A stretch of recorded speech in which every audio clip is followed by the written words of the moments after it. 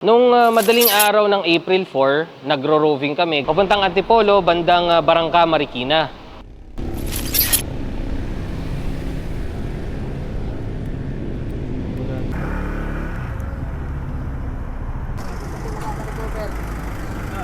Sir, from UNTV News and Rescue kami, sir. Responder din kami, sir. Pwede ka namin tulungan? Anong nangyari, sir? Kayo ho yung nakabike o yung nakamotor? Bike ako eh.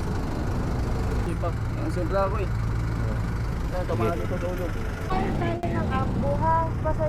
Yung isa kong kasama, ang napansin niya, meron na agad na blood stain doon sa may bandang ulo. Particular dito sa may batok, yung aming pasyente. So, ang ginawa niya, tinignan niya kung saan nanggagaling yung source. So, actually, yung source nanggagaling talaga sa pinakatuktok ng ulo ng pasyente. May sugat siya doon.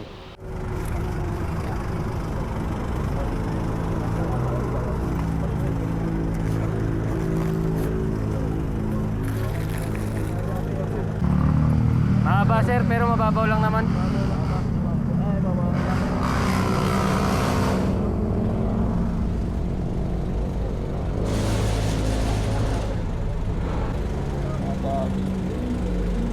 Natagin ako eh. Kayo ho yung nakabike, di ba? Sabi, natatagay ako eh. Excuse me lang po, ha. Nakakahinga ng maayos, walang nakabara sa lalamunan. Wala naman. Okay. Dapat dalhin din natin siyang sa doktor. Opo, nagpapatawag din po tayo ng ambulance. Opo. Papatawag din po tayo ng ambulance. Sige, ako na. Kasama po. Okay. Ito, laparan mo ng kaunti ito.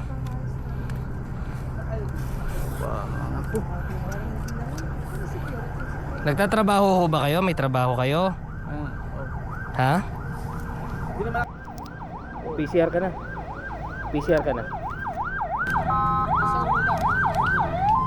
Check lang kita, ha. Dito, ha, sabi mo pag may masakit, ha. Ito yung hinahawakan ko, masakit. Jake. Masakit to, hindi. Dito, wala. Wala. Leeg. Masyado. Dito, wala. Masyado. Ito, yung hinahawakan ko. Wala masakit. Ito. Wala masakit. Sa tiyan. Wala masakit. Ito, ha, pipiga ako. Ito, yung nakapatong, wala. Ito. Masakit. Sigurado? Humingiwi ka eh. Ito. Ito po. Ito. Ito. Diyan ka kayo, wala siya ngayon. Ito. No. Dito sa baba, sir, ha, wala masakit. Wala. Dito, tuhod. Pangalan niyo po. Ito. Pangalan niyo po. Ha? Ito lang sir, tinawagan lang ko. Sige. Pagalan. Tayo. Patanay na lang ka na. Medyo malalim yung sugat dito, sir, sa ano? Sa akong po niya. Saan ka sa Antipolo? Nakatira. Sa Mambugan. Saan doon? Napansin namin through detailed assessment, nakita namin na meron pang isang sugat doon sa kanyang kanang sakong yung aming pasyente. At agad naman naming binigyan ng paunang lunas sa pamamagitan ng paglalagay po ng bulky dressing at sinecure namin ng elastic bandage yung sugat.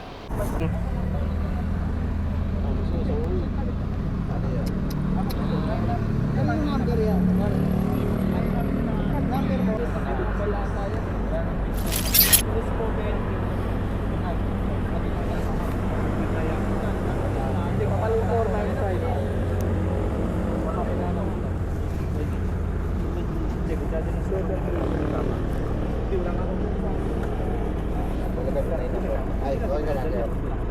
Kaya pa yung number lang ng kamag-anak mo, tawagan na. Number lang kamag-anak mo. Kaya ka, may asawa. Ano? May asawa ka? Wait lang, sir, wait lang. Alam mo yung blood type mo? Blood type. Hindi mo alam. Sir, lapag mo.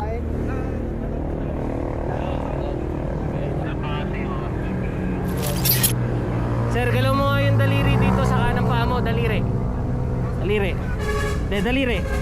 Ito, sige. Nararamdaman mo to. Nararamdaman mo, ha? After nun, chinek ko yung PMS cap refill. Nakita ko yung cap refill niya is 3 seconds. So, ang usual capillary refill kasi is nasa 1 to 2 seconds lang dapat. So, ibig sabihin, maaaring compromise yung circulation ng dugo doon sa extremity na yun. Agad din naman ako nagtanong at inassess ko rin baka may ibang nararamdaman pa yung pasyente namin doon sa upper part, sa may bandang itaas. So either sa bewang or doon sa hita, sa tuhod. Yung hinahawakan ko, ito. Ito. Sige, galos lang naman yan. Ito, yung hinahawakan ko dito, ito. Wala. Sige. Gaano siya kasakit? Kung i-rate natin siya 1 to 10. 1, di masakit. 10, pinakamasakit. Adjust mo na lang muna, tol.